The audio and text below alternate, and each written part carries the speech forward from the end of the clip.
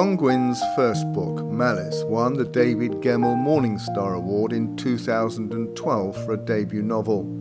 It was the first in his epic fantasy series, The Faithful and the Fallen. He followed it with another series, Of Blood and Bone. Both series are good reads, but in my opinion, his best work so far is the Bloodsworn Saga.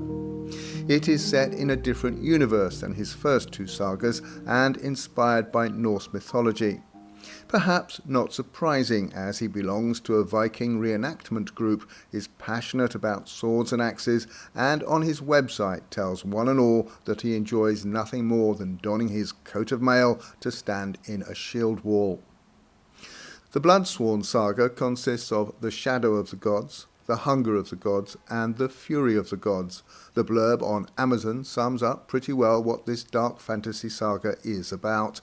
A century has passed since the gods fought and drove themselves to extinction, Amazon tells us. Now only their bones remain, promising great power to those brave enough to seek them out. As whispers of war echo across the land of Vigrio, fate follows in the footsteps of three warriors, a huntress seeking her stolen son, a noblewoman pursuing battle fame, and a thrall seeking vengeance.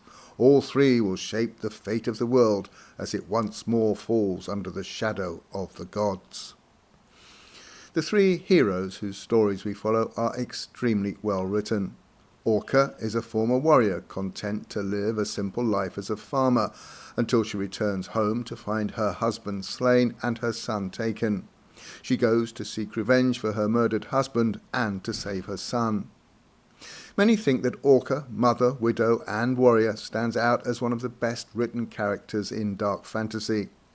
But she's not the only memorable character in the book.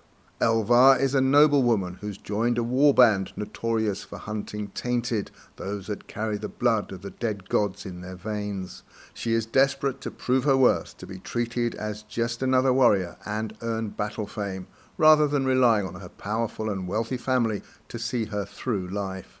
But my favourite is Varg, an escaped slave or thrall, driven by a need to avenge the death of his sister. For me, John Gwynne comes of age with the Bloodsworn Saga. He mixes history, myth and magic to create a world where it is easy to suspend disbelief. It is easy to cheer for his heroes, and it has to be said that some of the villains are so well drawn, I wasn't too happy when they got their just desserts. Thoroughly recommended for those like myself who like their fantasy grimdark.